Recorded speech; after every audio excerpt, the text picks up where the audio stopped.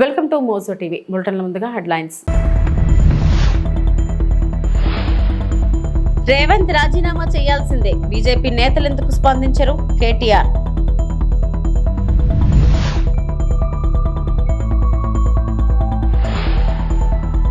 కలియుగ ప్రత్యక్ష దైవం శ్రీ వెంకటేశ్వర స్వామి వారిని పలువురు ప్రముఖులు దర్శించుకున్నారు.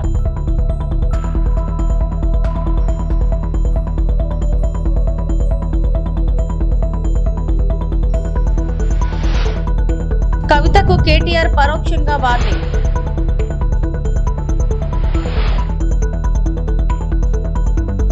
చిత్ర పరిశ్రమకు ఎగ్జిబిటర్లకు, డిస్ట్రిబ్యూటర్లకు, ప్రొడ్యూసర్లకు ఉపయోగపడే విధంగా నిర్ణయాలు తీసుకునేందుకు హోంశాఖ ముఖ్య కార్యదర్శి నేతృత్వంలో విచారణ చేపడుతున్నామని మంత్రి కందుల దుర్గేష్ స్పష్టం చేశారు. శనివారం రాజమహేంద్రవరంలోని హుకుంపేటలో ఉన్న తన క్యాంప్ కార్యాలయంలో నిర్వహించిన మీడియా సమావేశంలో మంత్రి కందుల దుర్గేష్ మాట్లాడారు. ఈ సందర్భంగా సినీ పరిశ్రమకు కూటమి ప్రభుత్వం అందిస్తున్న సహకారాన్ని వివరించారు. సినీ పరిశ్రమకు పూర్తి సహకారం అందించే ఉద్దేశంతో కూటమి ప్రభుత్వం పనిచేస్తుందని తెలిపారు. జూన్ 1వ తేదీ నుండి సినిమా థియేటర్ బంద్ చేయబోతున్నారన్న విషయం కొన్ని రోజులుగా ప్రచారంలోకి వచ్చిందని, ఈ క్రమంలో ఎందుకు ఈ వాతావరణం తెరపైకి వచ్చిందని, దీని ప్రోద్బలం అందిస్తున్న వ్యక్తులెవరూ, జరుగుతున్నదేమిటో తదితర అంశాలన్నిటిపై విచారణ జరిగితే చిత్ర పరిశ్రమకు ఉపయోగపడే విధానాలను అవలంబించేందుకు వీలుగా ఉంటుందన్నారు. దీని మీద వెంటనే లోతుగా అంశాలను విచారించండి, తద్వారా ఏం జరుగుతుందో తెలుసుకోవాలి. దాన్ని బట్టి ఒక నిర్ణయాన్ని మనం తీసుకోవడం కుదురుతుందని చెప్పాం. ఆ ప్రాసెస్ స్టార్ట్ అవుతుంది. అయితే ఇవాళ ఒకటే మేము చెప్పేది అందరికీ కూడా, సినిమా రంగానికి చెందిన వారు కూడా చెప్పేది, ఈ ప్రభుత్వం ముఖ్యమంత్రి చంద్రబాబు నాయుడు గారి నేతృత్వంలో అధికారంలోకి వచ్చిన దగ్గర నుంచి కూడా పరిశ్రమకి పూర్తిగా సహకారం అందించాలనేటువంటి ఆలోచనతో గత ప్రభుత్వంలా కాకుండా ఈ ప్రభుత్వం పూర్తిగా అన్ని అంశాలని పరిశీలించి మీకు సహకారం పెద్ద ఎత్తున ఇవ్వాలనేటువంటి ఆలోచన చేస్తున్న విషయం అందరికీ తెలుసు సినిమా పరిశ్రమ వారికి. దాంతోపాటు ఉప ముఖ్యమంత్రి పవన్ కళ్యాణ్ గారు స్వయంగా ఆయన సినిమా రంగం నుంచి వచ్చారు. ఆయన స్పష్టంగా అధికారంలోకి వచ్చిన వెంటనే ఒక సమావేశాన్ని ఏర్పాటు చేసి పెద్ద నిర్మాతలందరినీ కూర్చోబెట్టి మాట్లాడి మీకు ఏ సమస్యలు ఉంటే వాటిని అన్నింటినీ పరిష్కరించడానికి మేము సిద్ధంగా ఉన్నాం. అదేవిధంగా సినిమా రంగాన్ని గౌరవించాల్సినటువంటి బాధ్యతను మేము తీసుకున్నాం, గతంలో అలా కాదు అనేటువంటి మాట చెప్పి, ఏ సమస్య మీకు ఇబ్బంది ఉన్నా కూడా మా సినిమాటోగ్రఫీ మినిస్టర్ ఉన్నారు, తనతో మాట్లాడండి అనేటువంటి మాట కూడా వారు చెప్పడం జరిగింది. కేవలం అంతవరకు పరిమితం మాత్రమే కాకుండా ఎప్పుడైతే ఏ రకంగానూ సినిమా థియేటర్లకు సంబంధించినటువంటి ప్రైస్ హైక్ చేసుకోవాలనుకున్నారో వాళ్ళు, అది మాకు ఒక అప్లికేషన్ పెట్టడం, దాన్ని ప్రతి సినిమాకి కూడా ఏదో స్థాయిలో ఆ ప్రైస్ని హైక్ చేయటం, ఇవన్నీ జరుగుతూ వస్తూ ఉన్నాయి. ఏ నిర్మాత కూడా ఇబ్బంది పడినటువంటి పరిస్థితి. అదేవిధంగా సినిమా నిర్మాణం జరిగేటప్పుడు రాష్ట్రంలో ఎక్కడ ఏం జరుగుతున్నా కూడా వారికి ఏ అనుమతులు కావాల్సి వచ్చినప్పటికీ కూడా వెంటనే స్పందిస్తున్నాం. ఎక్కడైనా చిన్న చిన్న ఇబ్బందులు ఉంటే వారు చాలా సందర్భాల్లో నిర్మాతలందరూ కూడా నన్ను కాంటాక్ట్ చేస్తూ ఉంటారు. చేసిన వెంటనే వారికి అనుమతులు ఇచ్చే విషయంలో కానీ ఇతరత్ర అంశాల్లో కానీ వెంటనే స్పందించి వారికి ఆ రకమైనటువంటి సహకారాన్ని కూడా అందిస్తూ ఉన్నాం. ఇలా ఒక మంచి వాతావరణం నడుస్తున్నప్పుడు ఇప్పుడు సడన్గా థియేటర్లు మూసివేత అనేటువంటి అంశం తెర మీదకి రావడం అనేది ఎందుకు జరుగుతుంది? దీని వెనక ఏమైనా కారణాలు ఉన్నాయా? అది కూడా రేపు జూన్ 12వ తారీఖున పవన్ కళ్యాణ్ గారి సినిమా రిలీజ్ అవుతున్న సందర్భంలో ఎందుకు ఈ రకమైన వాతావరణం వచ్చింది? అదే సందర్భంలో ఒకవేళ మీరు థియేటర్లు మూసివేయాలనేటువంటి నిర్ణయంగా తీసుకున్నట్లయితే ఆ నిర్ణయాన్ని అసలు మీరు ముందు ఎవరితో చర్చించి ఆ నిర్ణయానికి రావాలి. కానీ ఎకాయికీని థియేటర్లు మూసివేత అనేటువంటి తీవ్రమైన నిర్ణయానికి రావడానికి మీకు దోహదం చేసినటువంటి కారణాలు ఏంటి? ఇవన్నీ తెలియాల్సిన అవసరం ఉంది. కనుక ఈ విచారణ చేపట్టడం అనేటువంటిది కార్యక్రమాన్ని మేము తీసుకోవడం జరిగింది. వైసీపీ మునిగిపోయే నావని, వచ్చే ఎన్నికల్లో ఆ పార్టీకి కనీసం 6 సీట్లు కూడా రావన్న భయం వైసీపీ నేతలకు ఇప్పటి నుంచే పట్టుకుందన్నారు నీటిపారుదల శాఖ మంత్రి నిమ్మల రామనాయుడు. పశ్చిమ గోదావరి జిల్లా నర్సాపురంలో 40 లక్షలతో చేపట్టే మురికి కాలువ తవ్వక పనులకు మంత్రి శంకుస్థాపన చేశారు. అనంతరం మంత్రి మాట్లాడుతూ, ఢిల్లీ లిక్కర్ స్కామ్ కంటే గత ప్రభుత్వ హయాంలో ఏపీలో జరిగిన లిక్కర్ స్కామ్ చాలా పెద్దదని, వేల కోట్లను దోచుకున్నదే కాక రాశిరకం మద్యంతో ప్రజల జీవితాలను కూడా నాశనం చేశారని నిమ్మల రామనాయుడు మండిపడ్డారు. కాలువలు, వ్యవసాయం గురించి మాట్లాడే అర్హత వైసీపీకి లేదన్నారు. గత ప్రభుత్వ హయాంలో ఇరిగేషన్ వ్యవస్థను భ్రష్టు పట్టించారని, కాలువల్లో కనీసం తట్టా మట్టి కూడా తీయలేదని చరిత్ర జగన్దని మండిపడ్డారు. ఈ రోజు శంకుస్థాపన చేయడం జరిగింది. మీ అందరికీ తెలుసు, గత 5 సంవత్సరాల వైసీపీ పాలనలో ఏ డ్రైన్లోనూ కానీ ఏ కెనాల్లో కానీ ఒక తట్ట మట్టి తీసినటువంటి పరిస్థితి లేదు. గత 5 సంవత్సరాల వైసీపీ పాలనలో ఏ షట్టర్కి కానీ, డోర్కి కానీ, లాక్కి కానీ, రోప్కి కానీ మరామతుల మాట అటుంచి కనీసం గ్రీజు పెట్టి మెయింటెనెన్స్ చేసినటువంటి పరిస్థితి లేదు. దానివల్ల అంటే గత వైసీపీ ప్రభుత్వం చేసినటువంటి పాపాలన్నీ కూడా ఈరోజు మాకు శాపాలుగా రైతులకు మారినటువంటి పరిస్థితి. గత జగన్మోహన్ రెడ్డి చేసినటువంటి తప్పిదాలు ఏవైతే ఉన్నాయో వాటన్నిటినీ కూడా ఒక్కొక్కటి సరి చేసుకుంటూ మళ్ళీ ఈరోజు చంద్రబాబు నాయుడు గారు పనిచేస్తున్నటువంటి పరిస్థితి. ఏదైతే మీ అందరికీ తెలుసు, మరి వేల కోట్ల రూపాయలు కట్టినటువంటి ప్రాజెక్టులు కానీ, రిజర్వాయర్లు కానీ, కెనాల్స్ కానీ, డ్రైన్స్ కానీ సంవత్సరం మెయింటెనెన్స్ లేకపోతే ఆ వేల కోట్ల రూపాయలు కూడా వృధా అవుతుంది. అటువంటి విషయాన్ని కూడా 5 సంవత్సరాల్లో జగన్మోహన్ రెడ్డి మరిచిపోయి 5 రూపాయలు కూడా ఇరిగేషన్కి మరి ఏదైతే ఈ యొక్క మెయింటెనెన్స్కి పెట్టకపోవడం వల్లే ఇటువంటి దుస్థితి. ఈ రబీ పంట అంటే ఈ దాళవ పంటకి 1281 కోట్ల రూపాయలు ఆల్రెడీ రైతుల అకౌంట్లో చేరాయి. నిజంగా ఇది ఒక రికార్డు. రైతు పంట అమ్మినటువంటి 48 గంటల నుంచి రోజుల లోపులోనే మరి ఎలా పెద్ద ఎత్తున అమౌంట్లు చేయాలి, మాటలు కాదు. ఇంకా ఈరోజు ధాన్యం అమ్మకాలు జరుగుతూ ఉన్నాయి.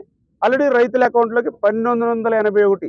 ఇది రాష్ట్రం గురించి ఆ రోజు చంద్రబాబు నాయుడు గారు శాసనసభలో ఫ్లోర్ మీద కూర్చుంటే రాత్రి 11 గంటలకు కట్టే ఇన్సూరెన్స్ని మర్చిపోవడం అంటే రైతును మర్చిపోవడమే.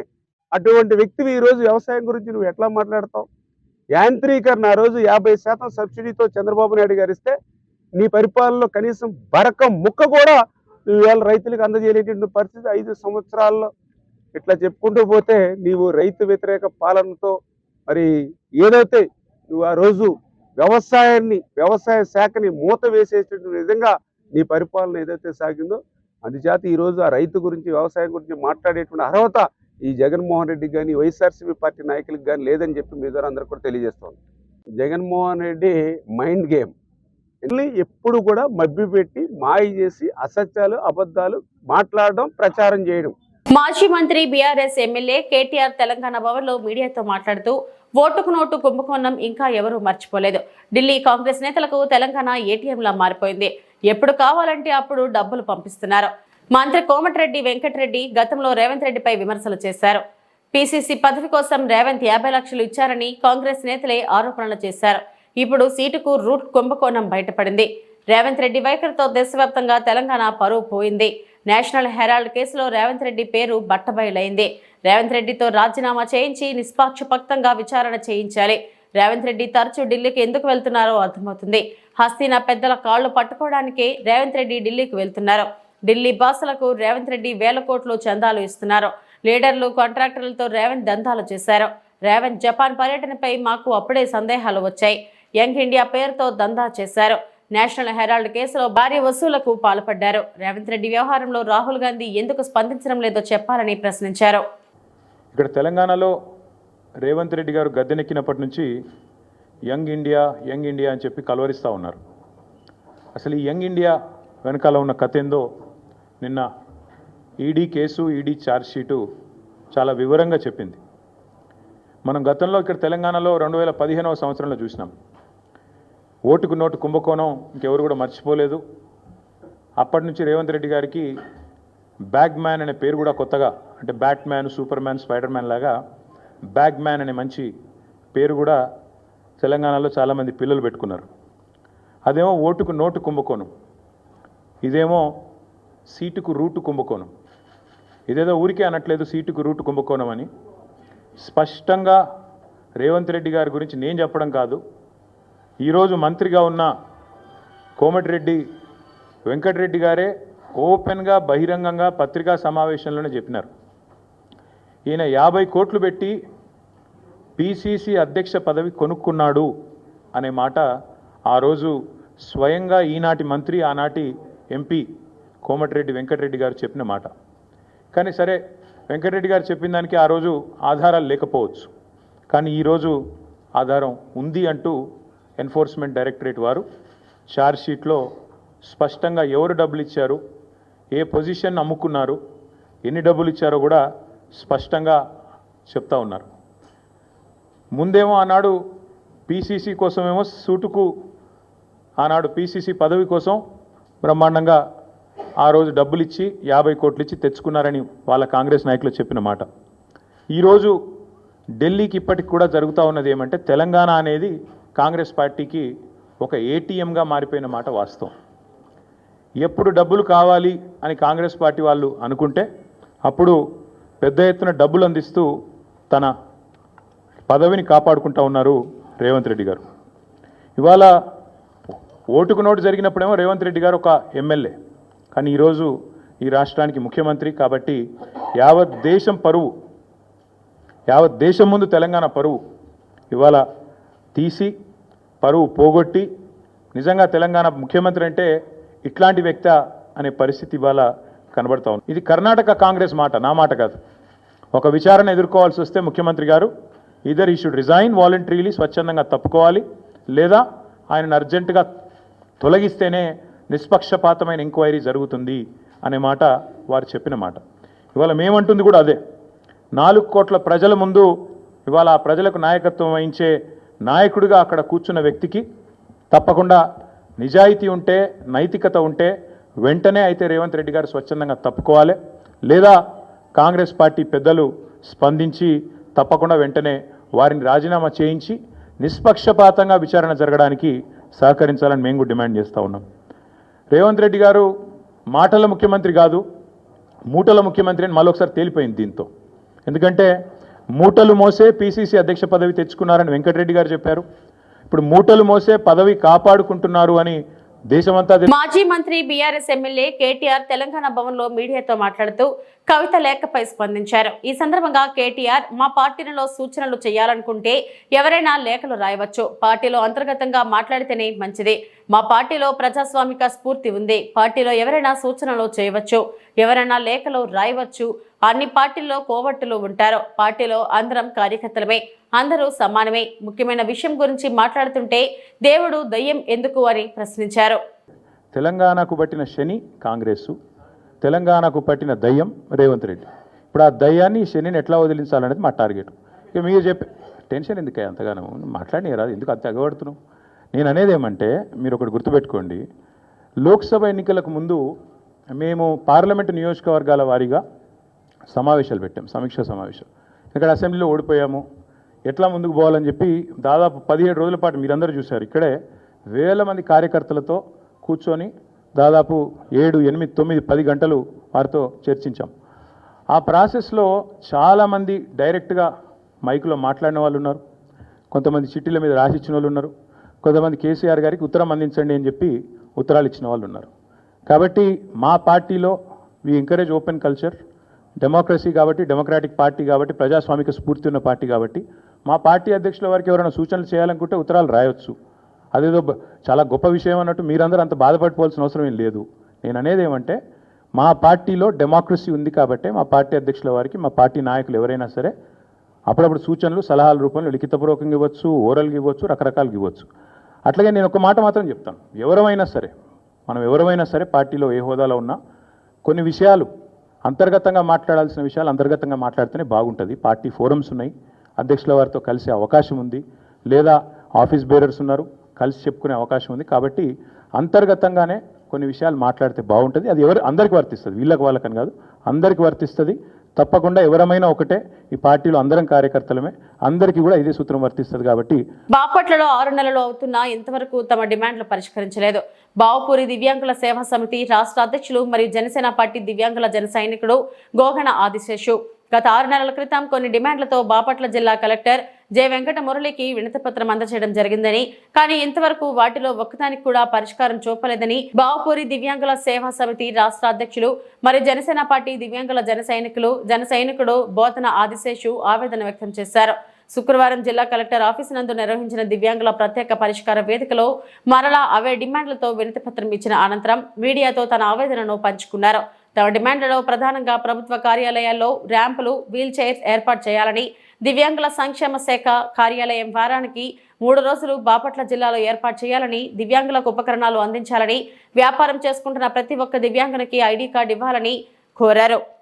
జనసేన పార్టీ దివ్యాంగుల జన సైనికుడిగా పనిచేస్తున్నాను.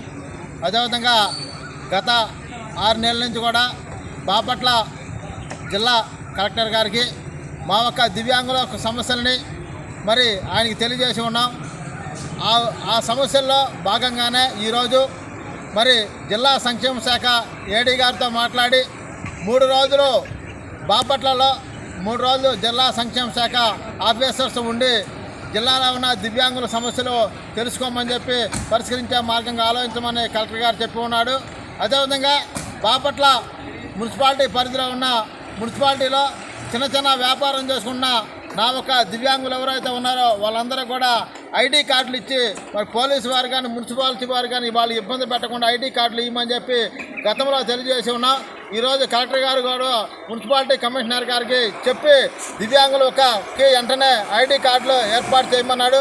అదేవిధంగా మా ఒక బాపట్ల జిల్లా కలెక్టర్ గారు గతంలో నేను చెప్పినట్లుగానే ఆయన మా ఒక దివ్యాంగుల పైన పెద్ద మనసు చేసుకొని దివ్యాంగుల యొక్క సమస్యలను ఆయన పరిష్కరించే మార్గంగానే ఆలోచన చేస్తూ ఉన్న దాని భాగంగానే ఈరోజు నిదర్శనం దివ్యాంగులకి మరి ఆఫీసు 3 రోజులు ఏడా మరి దివ్యాంగులు కావాల్సిన వారికి మరి ఐడి కార్డులు వ్యాపారం చేసుకున్న వారికి కూడా ఇవ్వమని చెప్పి ఇవాళ ఒక ప్రకటన తెలియజేసి ఉన్నాడు. ఇవాళ కలెక్టర్ గారు దానికోసం బాపట్ల జిల్లా పరిధిలో ఉన్న మా ఒక దివ్యాంగులు అందరం కూడా కలెక్టర్ గారికి ధన్యవాదాలు తెలియజేస్తున్నాం. ఎందుకంటే మా ఒక దివ్యాంగుల సమస్యలు వెంటనే మీరు మీ దృష్టికి రాగానే వెంటనే పరిష్కరించినందుకు కలెక్టర్ గారు మాకు ఇంకా ఎన్నో పనులు చేయాలని మా దీనిలో భాగంగానే దివ్యాంగులకు ఉపకరణాలు అందించాలని చెప్పి కూడా మరీ తెలియజేస్తూ జిల్లా కలెక్టర్ గారు తెలియజేస్తూ ఉన్నాం. దివ్యాంగుల ఐక్యత. మండల విద్యాధికారి గజ్జల కనకరాజు ఆధ్వర్యంలో 5 రోజుల శిక్షణ కార్యక్రమం పూర్తి చేయడం జరిగింది. దౌలతాబాద్ మండలం జిల్లా పరిషత్ బాలికల ఉన్నత పాఠశాలలో 5 రోజుల శిక్షణ కార్యక్రమం నిర్వహించడం జరుగుతుంది. ఈ రోజు 5వ రోజు ఈ శిక్షణలో రాష్ట్ర స్థాయిలో జిల్లా స్థాయిలో శిక్షణ పొందినటువంటి రిసోర్స్ పర్సన్ల ద్వారా ప్రాథమిక స్థాయి పాఠశాల ఉపాధ్యాయులందరికీ శిక్షణ అందించడం జరుగుతుంది. ఈ శిక్షణ బోధనలోని మెలకువలు, కృత్యాలు, ప్రాజెక్ట్ వివిధ పద్ధతుల ద్వారా విద్యార్థులకు ఎలా బోధించాలి, విద్యా సామర్థ్యాలు ఏ విధంగా సాధించాలనే అంశాలపై శిక్షణ జరుగుతుందని మండల విద్యాధికారి గజ్జల కనకరాజు సూచించారు.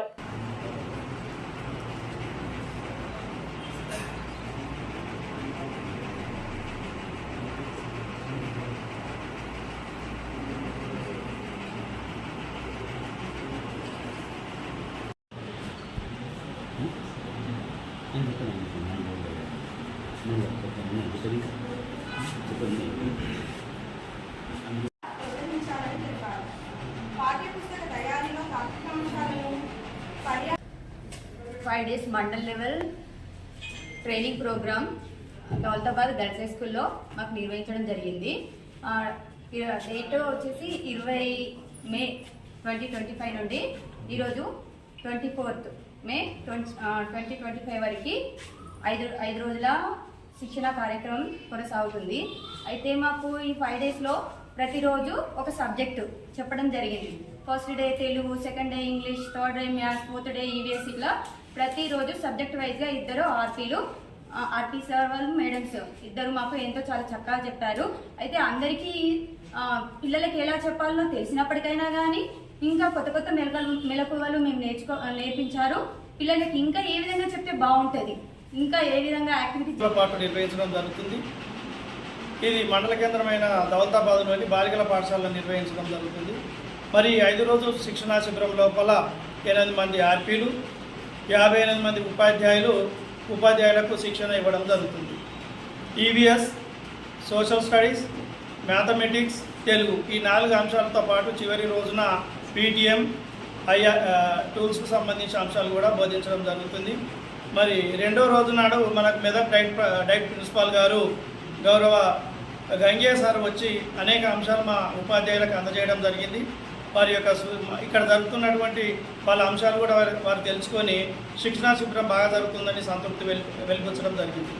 అలాగే 4వ రోజు ఇంగ్లీష్ డిఆర్పి మంజుల గారు సందర్శించడం జరిగింది. మంజుల మేడం గారు కూడా ఇంగ్లీష్ లోపల ఒక రైమ్ చెప్పారు. ఉపాధ్యాయులందరూ యాక్టివ్గా పాల్గొంటారని సంతోషాన్ని వ్యక్తం చేయడం జరిగింది. ఈరోజు చివరి రోజు మనకు డిస్ట్రిక్ట్ రీసోర్స్ పర్సన్ భాస్కర్ గారు, అలాగే హరిదాస్ గారు ఇద్దరు సందర్శించడం జరిగింది.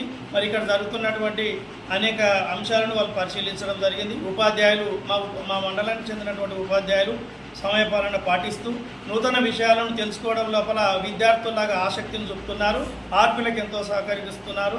ఈ 5 రోజులు వాళ్ళు ఎంతో ఉత్సాహంతో పాల్గొనడము, పెద్దవారైనప్పటికీ నాకంటే పెద్దవారైనప్పటికీ కూడా చాలా ఓపికతోటి ఈ కార్యక్రమాన్ని అశాంతం ఉదయం 9 గంటల నుంచి సాయంత్రం 5 గంటల వరకు కూడా నింపాదిగా కూర్చొని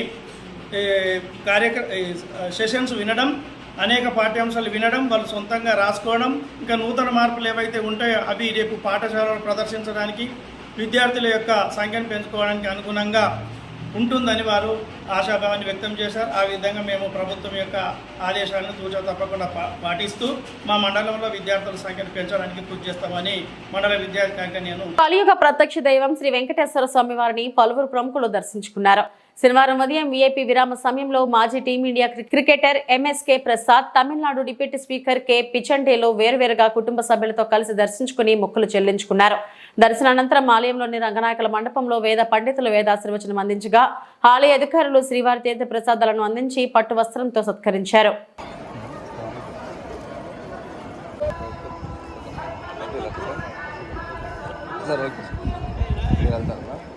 నమస్కారం. నేడు ఈరోజు స్వామివారి దర్శనం కోసం అని ఇక్కడికి తిరుమల రావటం జరిగింది. చాలా సంతోషంగా ఉంది. చక్కటి దర్శనం అయింది. చాలా మార్పులు కూడా చూసాము. ఆఫ్ లైట్ లోపల కానీ బయట కానీ ఇవన్నీ కూడా మార్పులు ఏదైతే చేశారో అది భక్తులకు కానీ అందరికి కూడా చాలా కంఫర్టబుల్గా ఉన్నట్లుగా అనిపించింది. మరి టీటీడీ పెద్దలు కానీ అట్లానే దీన్ని మేనేజ్ చేస్తున్న ప్రతి ఒక్కరికి కూడా మనస్ఫూర్తిగా ధన్యవాదాలు తెలియజేసుకున్నాను. చాలా సంతోషంగా ఉంది. విత్ ఫ్యామిలీ ఈరోజు రావటం జరిగింది. Thank you so much. IPL చాలా చక్కగా జరుగుతుంది. మీ అందరు చూస్తూనే ఉన్నారు, వీక్షిస్తూనే ఉన్నారు. కొన్ని అనివార్య కారణాల వల్ల కొంచెం ఒక వారం డిలే అయినా కూడా బీసీసీఐ పెద్దలు అందరూ కూడా మరలా ఈ మ్యాచెస్ మరలా రీస్టార్ట్ చేయడం జరిగింది. మ్యాచెస్ చాలా ఇంట్రెస్టింగ్గా జరుగుతున్నాయి. మనకి తెలుసు టాప్ 4 ఎవరున్నారు అనేది. గుజరాత్ టైటన్స్, ఆర్సీబీ కానీ, పంజాబ్ కానీ, ముంబై ఇండియన్స్, ఈ 4 టీంలు టాప్ 4లో కూడా రావటం జరిగింది. అండ్ ఓన్లీ థింగ్ ఏంటంటే ఇక్కడ నుంచి జరిగే ప్రతి మ్యాచ్ కూడా ఆ టాప్ 2 రేస్లోకి ఎవరు వస్తారనేది చాలా ఇంట్రెస్టింగ్గా మారింది. ఓకే. ఖాతాదారులకు లాభదాయక అవకాశాలు. గ్రామీణ బ్యాంక్ ముందడుగు ఆంధ్రప్రదేశ్ గ్రామీణ బ్యాంక్ ఖాతాదారుల సంక్షేమానికి అడుగులు వేస్తుంది. బ్యాంక్ ప్రాంతీయ మేనేజర్ శ్రీ సుశాంత్ కుమార్ స్వారో ఈ రోజు చిట్వెల్ మరియు పొందలూరు శాఖలను సందర్శించి కస్టమర్ మీట్ నిర్వహించారు. ఈ సందర్భంగా ఆయన మాట్లాడుతూ బ్యాంక్ డిపాజిట్లపై వార్షికంగా 7.60% వడ్డీ రేటును అందిస్తూ ఖాతాదారులకు అత్యుత్తమ సేవలు అందిస్తుందని తెలిపారు. ఈ వడ్డీ రేటు ప్రస్తుత కాలంలో అత్యధికమై పెట్టుబడి చేసే ఖాతాదారులకు లాభదాయకమని చెప్పారు. అలాగే రాష్ట్ర వ్యాప్తంగా ఉన్న ప్రాంతీయ గ్రామీణ బ్యాంకులు ఇప్పటికే ఏపీ గ్రామీణ బ్యాంకులో విలీనం అయ్యాయని వెల్లడించారు. ఈ విలీనంతో సేవల శ్రేణి విస్తరిస్తుందని, ఖాతాదారుల అవసరాలకు తగిన విధంగా కొత్త పథకాలు అమలు చేస్తున్నామని పేర్కొన్నారు. జిల్లా అధికారి ఆంధ్రప్రదేశ్ ప్రగతి గ్రామీణ బ్యాంక్ ముందుది. ఇప్పుడు ఆంధ్రప్రదేశ్ గ్రామీణ బ్యాంక్ ఒక కొత్త బ్యాంక్ వచ్చింది.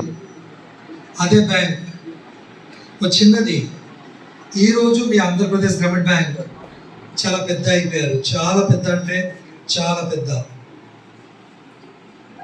కేంద్ర ప్రభుత్వం చెప్పే ప్రకారం ఏమైందంటే అప్పుడు ఆంధ్రప్రదేశ్లో మనకు 4 గ్రామీణ బ్యాంక్ ఉంటుంది. ఒకటే ఆంధ్రప్రగతి గ్రామీణ బ్యాంక్ పెద్ద బ్యాంక్, ఆంధ్రప్రదేశ్ గ్రామీణ వికాస్ బ్యాంక్ తెలంగాణ సైడ్లో ఉంటుంది, సప్తగిరి గ్రామీణ బ్యాంక్ అంటే మదనపల్లి చిత్తూరు ఏరియాలో సప్తగిరి గ్రామీణ బ్యాంక్ చెప్తారు. చైతన్య గోదావరి అంటే విజయవాడ అవతలి చైతన్య గోదావరి. అన్ని బ్యాంక్ స్ట్రాంగ్ బ్యాంక్. ఈరోజు ఈ 4 బ్యాంక్ కలిసి ఒక పెద్ద బ్యాంక్ అయ్యారు. ఇప్పుడు ఇండియా లెవెల్లో కేంద్రంలో ఈ గ్రామీణ బ్యాంక్ సంఖ్య తగ్గిపోయింది. ఒక్కో రాష్ట్రంకి ఒక్కటి మాత్రం గ్రామీణ బ్యాంక్ ఉంటుంది. ఆ గ్రామీణ బ్యాంకులో మనం కొద్దిగా కంపేర్ చేస్తే ఒక పెద్ద గ్రామీణ బ్యాంక్ నంబర్ 2 ఇండియాలో ఈ గ్రామీణ బ్యాంక్ అంటే మీ ఆంధ్రప్రదేశ్ గ్రామీణ బ్యాంక్ ఈరోజు. సో బ్యాంక్ పెద్ద అయిన తర్వాత 28 జిల్లాలో ఈ బ్యాంక్ మే 1 నుంచి పని స్టార్ట్ చేశారు ఆల్రెడీ.